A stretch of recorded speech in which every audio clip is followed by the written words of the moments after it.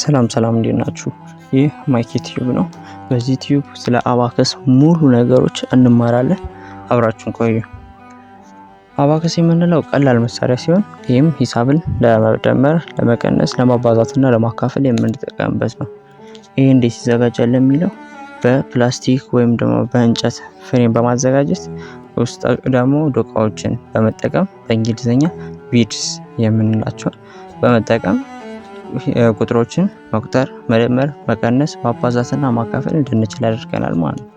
በድሮ ዘመን ካልኩሌተር ሰዎች ከመጠቀማቸው በፊት አባከስን ለቢዝነስ፣ ለማርኬት፣ ለትምህርት እንደሚጠቀሙት ታሪኮች ይነግሩናል። ይህም በጣም ጥንታዊ መሳሪያም እንደነበር ማወቅ እንድንችል ያደርገናል ማለት ነው። በአሁኑ ሰዓት በጣም በከፍተኛ ደረጃ ወደ ቻይና እና ህንድ አሉ። ከዛም በተጨማሪ ሌሎች ሀገራትም በብዛት ይጠቀሙታል። በአሁኑ ሰዓት ላይ ካልኩሌተር አለን፣ ስልካችን ላይ መጠቀም እንችላለን። ለምንድነው አባከስ የምንጠቀመው ለሚለው ጥያቄ አባከስ አይምሮአችንን በጣም የማሰላሰል ብቃት፣ ችግሮችን ሶልቭ የማድረግ ብቃት እንዲጨምርልን፣ በተጨማሪም ደግሞ የማስታወስ ብቃታችን ትኩረት የማድረግና የአስተሳሰባችን ሁኔታ አሁን ካለንበት የተሻለ ደረጃ እንድንሆን ያደርገናል ማለት ነው።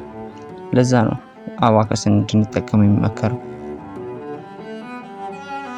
All right, you ready to do some mind math for me? All right, should I call the numbers out slow or fast? Slow. All right, we'll go fast. That sounds good. Here we go. 3 plus 5 plus 8 plus 9 plus 7 plus 5 plus 12 minus 35 plus 16 minus 5 plus 27. 52. 52. Awesome. በቀጣዩ ቀን ስለ አባከስ አቆጣጠር እንማራለን። መልካም ጊዜ።